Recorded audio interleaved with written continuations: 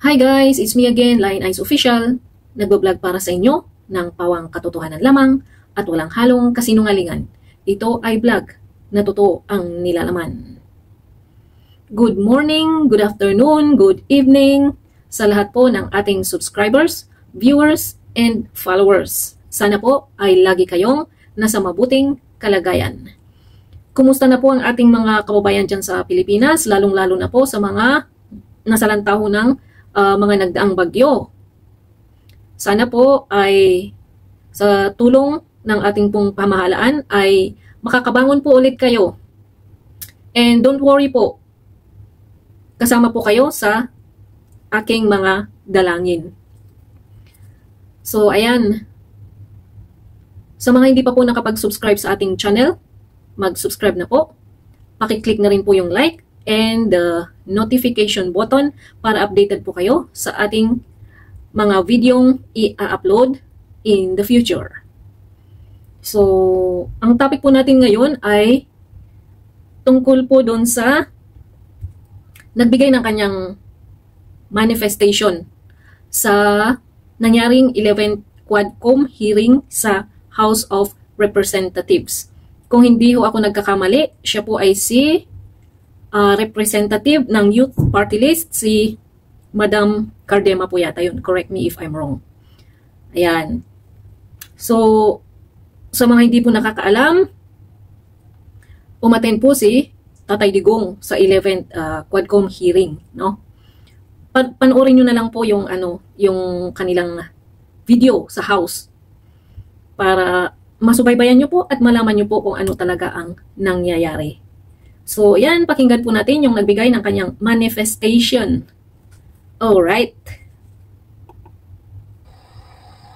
She's not here. So, Congressman Trixie Cardema, you are recognized. Trixie Cardema. Mr. Chair, good evening po. Just a manifestation. This is a manifestation? Yes, okay. Chair. Please proceed. Tayo dito mga kinatawan ay... Guys, makinig kayo ha. Sabay-sabay nating pakinggan kung ano ang nilalaman ng kanyang manifestation. And then after that, pakikinggan po natin kung ano ang magiging reaction ng kanyang colleagues sa after ng kanyang pagsasalita or yung manifestation niya. Ibinoto lamang ng ilang libong Pilipino. Ngunit, ang kasama natin ngayon, ang Pangulo Duterte, ang most voted Philippine leader ng 2016. At ang kanyang anak, Vice President Sara Duterte, ang most voted Philippine leader naman ngayong 2022. I would like to manifest na gusto ng sambayan ng Pilipino ang pagdurog niya sa mga kriminal, durugista at NPA na terorista. Kaya sila ibinoto at patuloy na mahal ng mga Pilipino. Kaya gusto natin ng patas na hearing. Sana sinama natin dito ang libo-libong mga magulang na ang mga anak ay biniktima ng mga durugista. Ang mga ordinaryong Pilipino na naglalakad galing trabaho, tapos sinaksak o pinatay ng adik, lahat ng mga kababaihan, na kahit pati infant na babae ay tinahasan na ng adik. Libo-libo rin ang kanilang mga magulang at mahal sa buhay na wala dito ngayon. Awang-awa ang mga Pilipino sa mga inosenteng pamilyang na ito, kaya niluklok ng bansa ang Pangulong Duterte. Ang drug war ng Pangulo ay policy lamang. Hindi ito natupad kung hindi ito pinondahon ng Kongreso ng 6 na taon. Majority pa nga dito sa mga kinatawan ay naka-Duterte fist pa noong buong 6 na taon eh. Ang Duterte Youth Party List po ay patuloy na naninindigan sa Pangulong Rodrigo Duterte at pangalawang Pangulo, Sara Duterte, na naglingkod ng maayos, dumurog sa mga durugista, kriminal at NPA na terorista para proteksyonan ang milyon-milyong Pilipino. Bakit wala nag-iimbestiga dito o nag-iimbita sa atin sa sobrang raming Pilipino na biniktima ng mga durugista? And lastly, sa mga kongresista na kaalyado ng mga NPA, nahaya naman tayo sa topic ng pagpatay dahil kayo mismo, hindi kayo nagsasalita sa pagpatay ng NPA sa mga pulis, sundalo at namayang Pilipino. Pati rin po sa mga natitirang resource persons na gustong mag-abogada papuntang ICC, si Atty. Maria Cristina Conti, na kandidato ngayon ng Bayan Buna Party List. Kasama po ang inyong katabi na si Nery Colmenares ng Bayan Buna. Sa NPA, nire-recruit ang mga kabataan para pabagsakin ang gobyerno at pumatay ng mga pulis, sundalo at tropa ng gobyerno. Hindi niya naman kinokondena ang pagpatay nila. Ang kinokondena nyo ngayon ay ang dalawang naging most trusted leaders ng bansa na todo effort protektahan ang milyong-milyong mga Pilipino. In support sa advocacy sa Pangulong Duterte. Wait lang. Anong sabi niya na yung dalawang leader lang daw? ang todo suporta para sa mga mamamayang Pilipino? I don't think so. I don't think so. Tuloy. Ang Duterte Youth Party List ngayon, Kongreso, ito, ang kaisa-isang nagpapanukala ng pagbalik ng death penalty para sa mga rapist, kidnappers, durugista at terorista.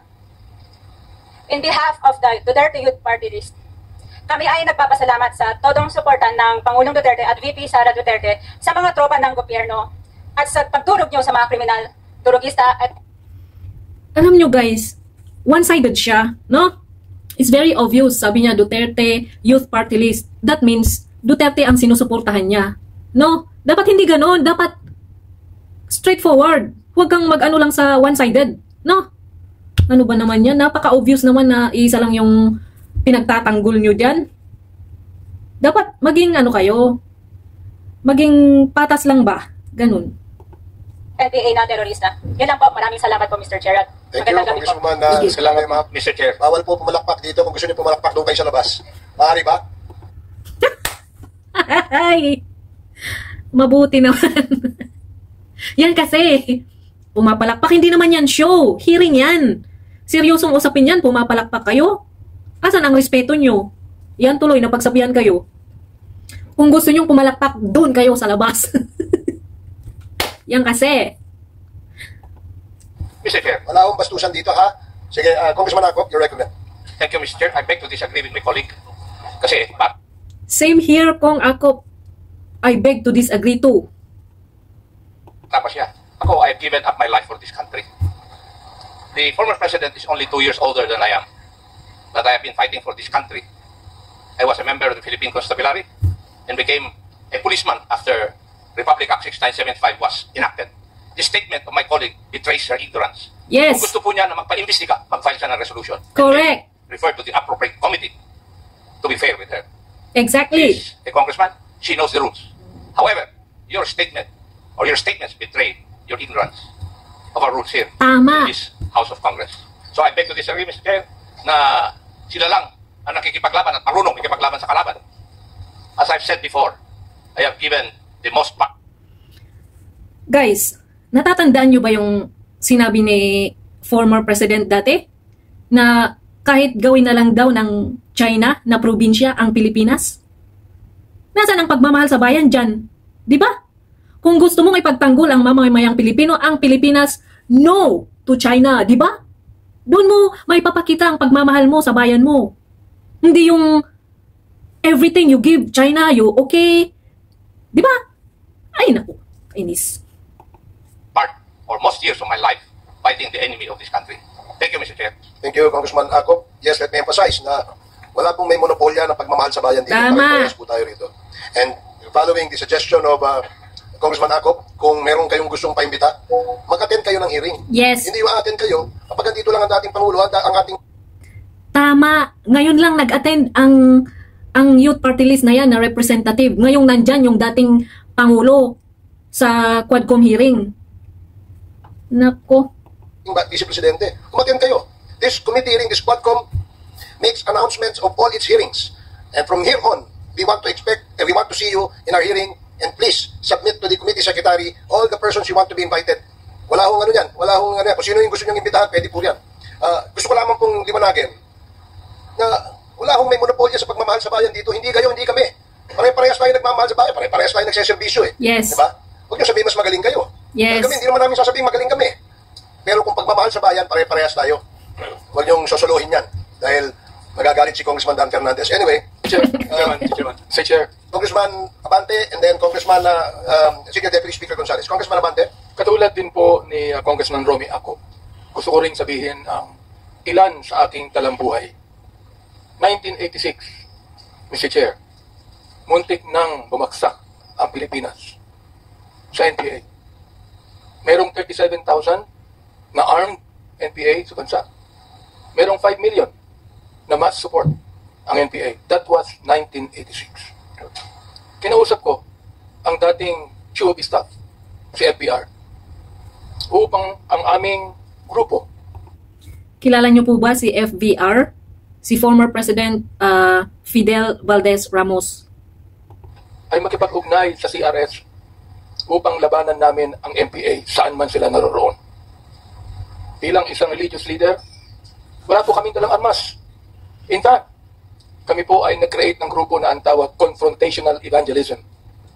Nang ibig sabihin nun, habang ang NPA ay nag-aasik ng lagim sa mga bayan, kami naman ay nagtuturo ng Biblia at ng tunay na kalayaan sa bayan. Ako din po ang isa sa mga nag-suggest kay FBR nung araw na magtayo ng isang civilian force na magiging kasama ng armed forces. Naging pangulo po sa FBR. Kasama po ako doon. Naging konsyal ako ng Maynila. Andiyan po si Atty. Bebot Bello. Alam po niya na magkasama kami sa lakas ng araw. So tama po ang sinabi ni Congressman Ako, ni Congressman Ace Barbers, na lahat po tayo nagmamahal sa bayan. Kaya nga, Mr. Chair, gusto kong itanong sana dito kay Senator Trillanes if he is working for the ICC. Are you working for the ICC, Mr. Chair? Hindi po, You are not. hindi po, Mr. Chairman. But you are connected with the ICC. Opo, by virtue of being the first to So, Mr. Chair, Yes. this man who used to be a part of the armed forces, that should be a patriot in this country, has been conniving with the ICC in this country. Ito yung binigyan ng reaction pala ni Attorney Claire. Yung sinabi ni Rep. Abante na conniving with the ICC. Sabi ni Attorney Claire, di ba si former Senator Trillanes, sundalo po yan. Sundalo yan. Ibig sabihin, siya ay nagtatanggol din sa ating bansa. Di ba? Iba yung sinasabi ni Rep. Abante. Siyempre, sundalo, nagtatanggol yan sa Pilipinas. Kahit ano, mamatay pa yan, as long as naipaglaban niya ang bansang Pilipinas. Ganun. Now, we would like to have a balance here. Hindi po yung unfair tayo o bias tayo. Balance lang tayo dito.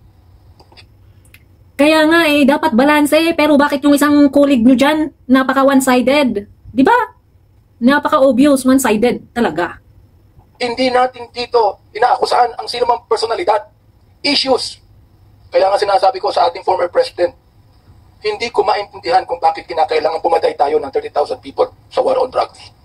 Naniniwala po ako sa war on drugs, Mr. President. Suportado ko na ayaw natin ang bansang Pilipinas mahulog sa kuko ng mga drug pushers and drug lords. Ang nakakapagtaka lang, Mr. Chair, kung bakit kakaunti lang ang napapatay ng mga drug lords at drug traffickers at libo-libo ang napapatay ng mga drug pushers at daan-daan ang napapatay ng mga drug users. Huwag nating pag-usapan dito ang ideolohiya. Pag-usapan po natin dito kung paano natin pagagandahin ang bansang Pilipinas. Yan po ang pag-usapan natin dito. Exactly, di ba? Agree ako kay Representative Abante doon sa sinabi niyang suportado niya ang war on drugs. Ako rin, suportado ko rin ang war on drugs. But na-abuse ang karapatang pantao kasi maraming namatay na mga inosente. Di ba? Kung may karapatan tayong mabuhay, therefore, we have human rights. Alright? So, dito ko po tinatapos ang aking topic sa araw na ito. Salamat po sa inyong panonood. At sana po huwag ninyong kalimutang mag-subscribe, mag-like, at mag-share. Paki-press na rin po yung ating notification button para updated po kayo sa ating mga video i-upload. Muli, ako po ang inyong lingkod, Lion Eyes Official. Thank you very much. I love you all. Bye-bye!